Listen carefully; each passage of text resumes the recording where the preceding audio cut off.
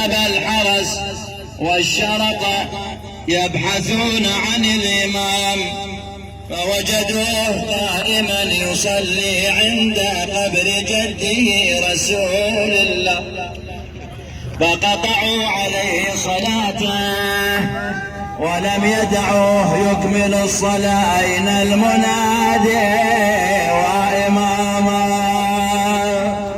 صوت واحد. أيوة يا سجينا، أيوة يا مقيدا، أيها المؤمنون بعد التي واللتين قيدوا الإمام بالأرجل والأيدي بسلاسل من حديد، جاءوا به من مدينة جده رسول الله إلى البصرة عند سجن عيسى بن جعفر، في ذلك السجن الموجود حاليا في الكواس الذي انطلقنا منه. أيها المؤمنون أودعوه داخل السجن مدة مقبلا عليه السجن. هذا إمامكم لا يرى الليل من النهار، وهو دائما يدعو الله أن يفرغه للعبادة، فيقول حمدا شكرا يا رب إنك فرغتني أو فرغتني للعبادة، شكرا يا رب. أيها المؤمنون بقي إمامكم سنة كاملة في هذا السجن، لا يخرج إلا لمرتين، مرة للطهور ومرة لإدخال الطعام. فأرسل عيسى بن جعفر رسالة إلى هارون إلى بغداد يريد بها نقل الإمام من البصرة إلى بغداد، لأنه لم يرى من الإمام إلا العبادة والتضرع. فذهبت الرسالة مع المرسول، وصل إلى هارون وأخبره بقول عيسى بن جعفر، فقبل قول عيسى وقال انقل الإمام من البصرة إلى بغداد. في هذه الحالة تحف به الشرطة من كل جانبين ومكان، البصرة لسجن بغداد جاب حديدي وقيد ويدور عذاب، ذباب سجن مظلم غلج باب، أو ناس سجان عنا ناس يصلون أوصلوه إلى بغداد، أودعوه بعدة سجون، في سجن الفضل بن الربيع وسجن الفضل بن يحيى، فلم ير هارون من يشفي غليله بالإمام. نعم، فأودعه في سجن السجن، وهذا أشد عداوة على آل محمد. وكان بينه مرة وأخرى يسمع سم فاطمة الزهراء، معذرة يا صاحب الزمان، وهو يسم فاطمة الزهراء. الإمام لا يتحمل هذه المصيبة، أين المنادي وإمامه؟ أيوة يا غريبة، أيوة يا مسجونة،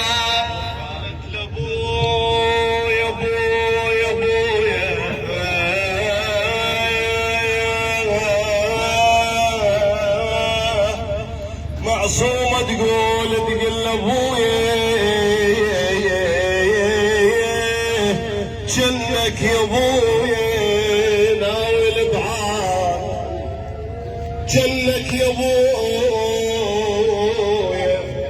ناوي البعاد وقاصد غرب لديار بغداد ولا قلبي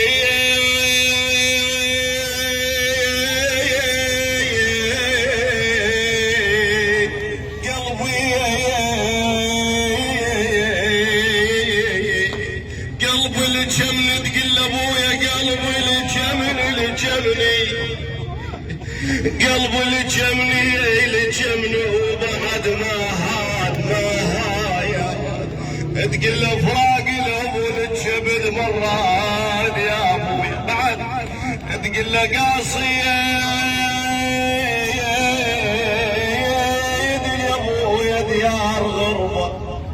نذكر سيد جاسم في اللحظه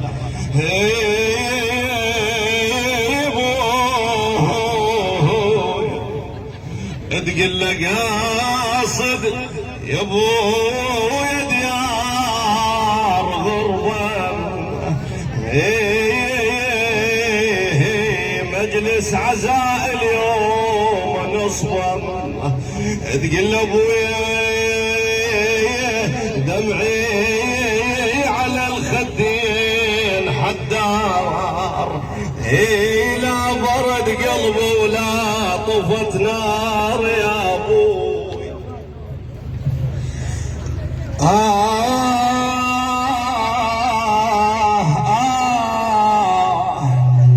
تقول له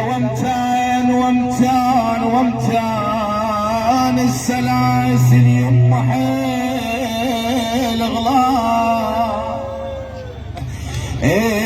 السلاسل يم حيل غلاب وامتان وشكرا لله الكون بويا وامتان سنين انتظر يوم الفرج يا مولاي يا موسى ابن جعفر انا سنين انتظر يوم الفرج وامتان حضريني يا يمه وسبلدي حضريني يا يمه وسبلدي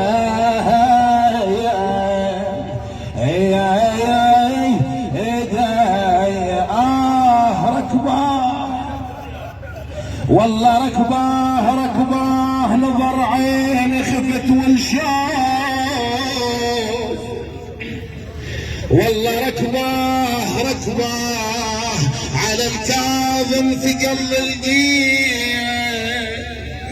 بويا ركباه ركبته تصوب بويا ركبته تصوب دمه وهشمه ركباه وحياة ختمت بسم المنية وحياة ختمت بسم أيها المؤمنون بعدما كان في سجن السندي فطلب الشيعة من ابن سويد صاحب الإمام بأن يرى الإمام ويخبرهم متى الفرج. نعم جاء ابن سويد إلى السجان مرة أولى فطرده السجان وجاء في المرة الثانية فطرده مرة أخرى فقام بطرده ومر من المرات جاء وعرض عليه أموال. إذا قبل انطوا شفوف في زمن الحسين قصوا الإديان وراحوا زاروا أبو علي فأعطى الأموال إلى السجان فقبل السجان وجاء ابن سويد قال السلام عليك يا ابن رسول الله قال وعليك السلام يا ابن سويد قال ابن سويد سيدي ضاق الصدور نعمة الفرج. قال الإمام يا ابن سويد بلغ شيعتي عني السلايا وقل لهم إن الفرج طعن على الجزر يوم الجمعة على الجزر بموتوي. تذكرون سيد جاسم من كان يقعد هنا يوقف ويانا ابو ياسر تتذكره من كان يقول لكن اقول تخف الاحزان ما مات من الماء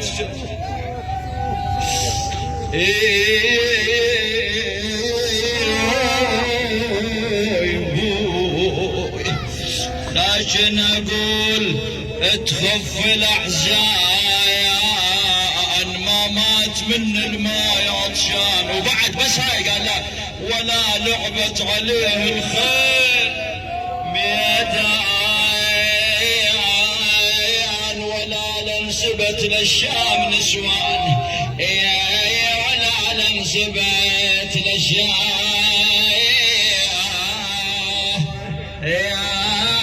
من اسوان. احنا هاي المعصومه تذكرك بالعلي اللي بقت بالمدينه وما اخذها الحسين. وهاي كلمات سيد جاسم يحبها من قصه اخوي ملا صادق من كانت تقعد بباب الدار وتقول انا جويعده وحمد الله عليك جنون تنوع له